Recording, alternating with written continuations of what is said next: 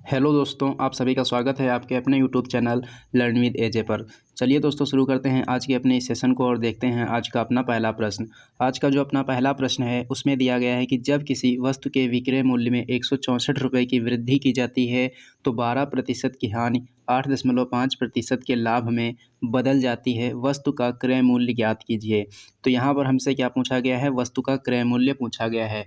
तो जब भी ऐसा प्रश्न आएगा इसको किस प्रकार से करना है, चलिए इसको हम लोग समझ लेते हैं। तो सबसे पहले हमको क्या करना है, यहाँ पर दिया गया है 12% की हानि, और 12% की हानि का मतलब क्या है? 100 में से 12 घटाना है। 100 में से 12 घटाना है यानी कितना लिखना है? 100 में से 12 घटाएंगे तो ये आ जाएगा आपका 88%। कितना आ जाएगा? 88%। और यहाँ पर दिया गया है 8.5% का लाभ, और 8.5% लाभ का मतलब है कि 100 में 8.5 को क्या करना है? ऐड करना है। तो यहाँ पर कितना आ जाएगा? 108.5%। अब क्या करना है? अब देखिए यहाँ पर 88% है और यहाँ पर 108.5% है। इन दोनों का अंतर अगर निकालेंगे तो कितना आ जाएगा? इन दोनों का अंतर आ जाएगा 20.5%। और ये जो 20.5% है किसके बराबर दिया गया है? 164 की वृद्धि, यानी कि 164 रुपये के बराबर आपको दिया गया है। तो 20.5% के बराबर हम कितना रख लेंगे? 164 रख लेंगे। अगर इसको हम सही से लिखना चाहें तो क्या लिख सकते हैं? 20 सही 1/2 इसको लिख सकते हैं। और 20 सही 1/2 का मतलब क्या होता है? 41/2। कितना होता है? 41/2%। और ये आ जाएगा 164। 41 से इसको काटेंगे कितनी बार कट जाएगा? 4 बार में। और यहाँ बचेगा 1% बराबर 2 का 4 से गुणा करा देंगे तो कितना आ जाएगा? 8। 1% बराबर 8 हो जाएगा। हमसे पूछा गया है वस्तु का क्रय मूल्य, और जो वस्तु का क्रय मूल्य होता है वह कितना होता है? 100% के बराबर। अगर 1% बराबर 8 है तो 100% बराबर कितना हो जाएगा? 100% बराबर हो जाएगा 800। इसलिए इसका जो सही जवाब होगा वह हो जाएगा ऑप्शन नंबर डी, यानी कि ऑप्शन नंबर डी इसका सही उत्तर है। चलिए दोस्तों, अब हम लोग देखते हैं क्वेश्चन नंबर 2। क्वेश्चन नंबर 2 में दिया गया है कि 18 संतरों को 151.20 रुपये में बेचने पर एक व्यक्ति को 20% की हानि होती है। 30% का लाभ अर्जित करने के लिए 819 रुपये में कितने संतरे बेचने होंगे? तो जब भी ऐसा प्रश्न आएगा तो हमको किस प्रकार से इसका फॉर्मेट तैयार करना है और किस प्रकार से इसको हल करना है, चलिए उसको समझ लेते हैं। तो यहाँ पर 18 संतरों को कितने रुपए में बेचा गया है? 151.20 रुपये में। तो सबसे पहले ये रुपए लिख लेने हैं कितने? 151.20, और बटे में क्या रखना है? कितने संतरे खरीदे गए हैं उनको रख लेना है। कितने संतरे खरीदे गए हैं उनको रख लेना है। और उसके बाद पूछा गया है कि 819 रुपये में कितने संतरे बेचने होंगे? 819 रुपये में, तो इधर बराबर में क्या रख लेना है? इधर बराबर में रख लेना है 819 बटे में कितने संतरे? तो संतरे हमको पता नहीं है तो हमने माना x। सबसे पहले क्या करना है? 151.20 रुपये में 18 संतरे खरीदे गए तो हमने इसको लिख लिया। पहले रुपए लिखे, बटे में लिखा हमने संतरों की संख्या, और बराबर में हमने क्या लिखा? कितने 819 रुपये में कितने संतरे बेचने चाहिए, तो इसको हमने लिख लिया। और कहा गया है कि 30% का लाभ अर्जित करने के लिए, जो 30% का लाभ है इसको इस तरफ लिखना है। तो एक 30% लाभ का मतलब है 100 प्लस में 30 यानी कि 130, और 20% की हानि का मतलब क्या है? 100 माइनस 20 यानी कि 80%। तो इस प्रकार से सबसे पहले हमें एक फॉर्मेट तैयार कर लेना है, और जब ये हल हो जाएगा तो हमें अपना आंसर प्राप्त हो जाएगा। देखो यहाँ प्रतिशत से प्रतिशत कट जाएगा, 0 से 0 कट जाएगा, और उसके बाद देखेंगे 13 से अगर काटेंगे इसको 13 छंग 78 हो जाएगा। यहाँ बचेगा 3 और 9, 13 3 39 हो जाएगा। बचेगा ये आपका 63 बच जाएगा। उसके बाद अगर ये दशमलव का चिन्ह हटाएंगे तो नीचे कितने जीरो बढ़ेंगे? नीचे 2 जीरो बढ़ जाएंगे। अब इनको हल कर लेंगे, 0 से 0 कट जाएगा। 4 से काटेंगे 4 चौको 16, 4 पंजे 20। इसको 4 से काटेंगे 4 तीन 12, बचेगा 3 और 1 31। 4 सते 28, बचेगा 3 2 4 अठे 32। इतना आने के बाद इसको हम किससे काटेंगे? इसको हम काटेंगे 3 से। 3 एकम 3, 3 पजे 15। इसको 3 से काटेंगे 3 एकम 3, 3 दूना 6 और तिछाक 18। अगर फिर कट रहा तो फिर से काटेंगे 3 पजे 15, 3 चौके 12 और 3 दूना 6। यहाँ बचा है 42 और 5, इधर बचा है 63 और 8। इसको हम लिख लेंगे, इधर कितना बचा है? 42/5, इधर बचा है 63/x और गुणे में 8। इसको 7 से काटेंगे 6 बार कट जाएगा। इसको 7 से काटेंगे 9 बार कट जाएगा। फिर 3 से काटेंगे 3 बार, 3 से काटेंगे इसको 2 बार, 2 से इसको काटेंगे कितना बार कटेगा 4 बार। तो इधर बचा है 1/5, इधर बचा है 3 गुणे 4 यानी कि 12/x। x गुणे 1 कितना हो जाएगा x, 5 गुणे 12 कितना हो जाएगा 60। तो x बराबर कितना आया है, x बराबर आया है 60। यानी कि अगर हमको 30% का लाभ कमाना है तो 819 रुपये में कितने संतरे बेचने होंगे, 819 रुपये में 60 संतरे बेचने होंगे। और इसलिए इसका सही जवाब हो जाएगा आपका option number C. Question number 3 में दिया गया है कि एक रेलगाड़ी की लंबाई 150 मीटर है और वह 42 किलोमीटर प्रति घंटा की चाल से चल रही है। रेलवे लाइन के नज़दीक खड़े एक व्यक्ति से गुजरने में वह कितना समय लेगी। तो यहाँ पर क्या करना है, सबसे पहले समय के लिए हमको पता होना चाहिए कि समय बराबर क्या होता है। जो समय बराबर होता है वह होता है दूरी बटे चाल। समय बराबर क्या होता है, दूरी बटे चाल। दूरी कितना है 150 मीटर, तो 150 मीटर रखा। चाल कितना है, चाल है 42 किलोमीटर प्रति घंटा। चाल है 42 किलोमीटर प्रति घंटा और दूरी है 150 मीटर। तो ये जो चाल दी गई है 42 किलोमीटर प्रति घंटा, इसको हमें लिखना है मीटर प्रति सेकंड में। चाल को मीटर प्रति सेकंड में चेंज करने के लिए 5/18 से गुणा कराते हैं। तो 5/18 से गुणा कराएंगे तो 18 कहाँ चला जाएगा, अंश में चला जाएगा।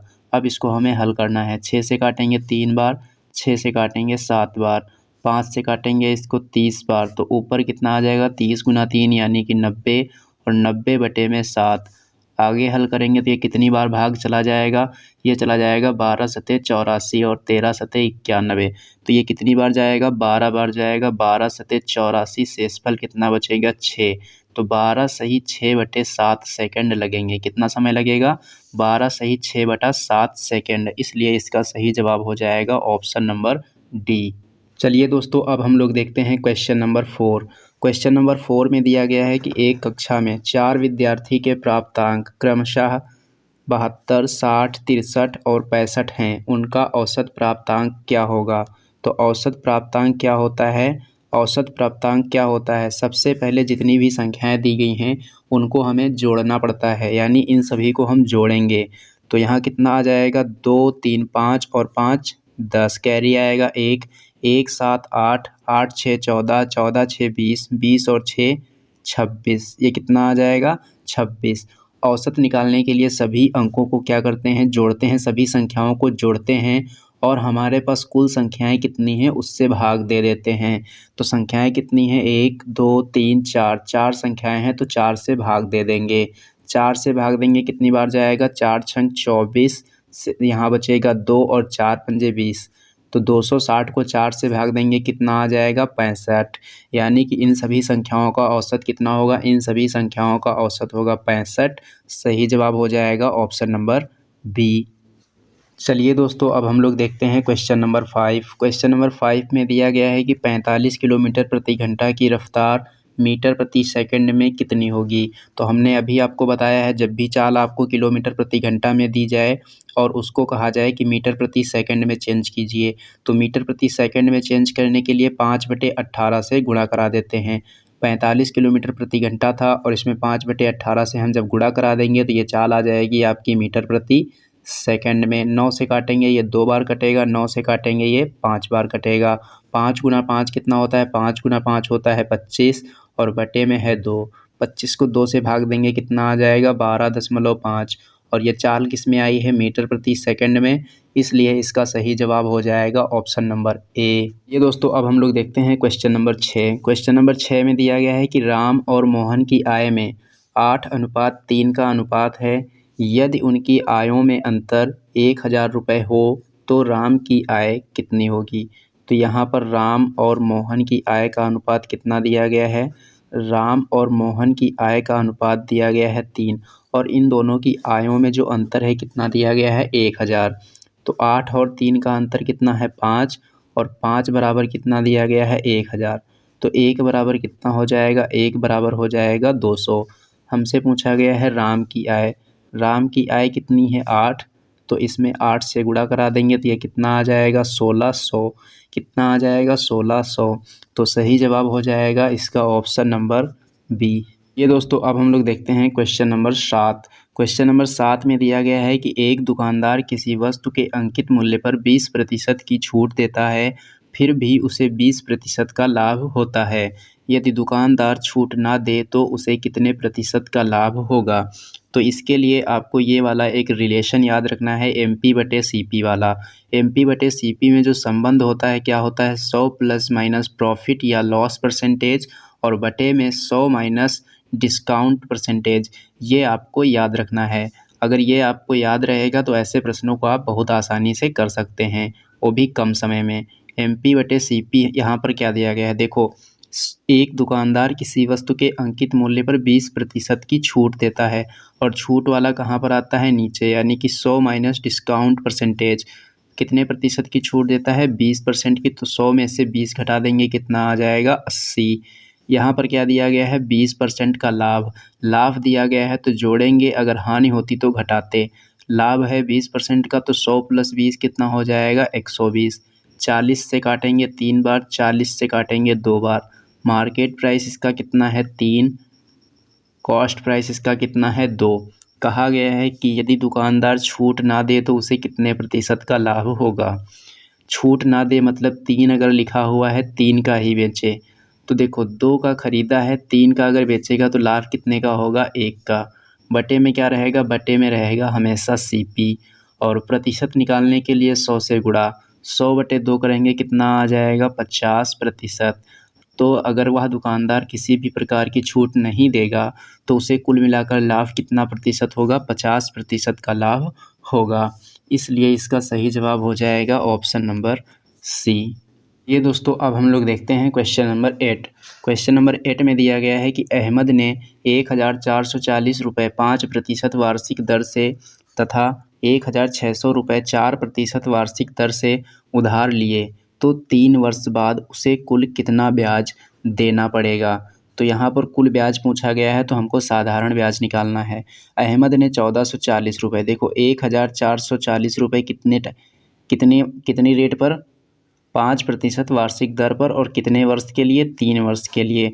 बट्टे में रखेंगे 100 प्लस उसके बाद 1600 रुपये 4% की दर से 3 साल के लिए, और बटे में 100। 2 जीरो से 2 जीरो कट जाएंगे, 1 जीरो से 1 जीरो कटेगा, 5 से काटेंगे इसको 2 बार, 2 से काटेंगे 2 सत्ते 14, 2 दूना 4, 72 गुना 3 कितना होता है? 3 दूना 6 और 3 सत्ते 21, यानी कि 216 प्लस 4 तियाँ 12 और 12 गुणे 16 करेंगे तो कितना आएगा? 12 छंग 72, 7, 12 एकम 12 और 7 19। सबको जोड़ेंगे 6 और 2 8, 1 और 9 10, 2 और 1 3 और 1 4।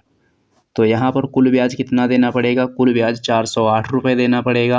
इसलिए इसका सही जवाब हो जाएगा ऑप्शन नंबर C। चलिए दोस्तों अब हम लोग देखते हैं क्वेश्चन नंबर 9।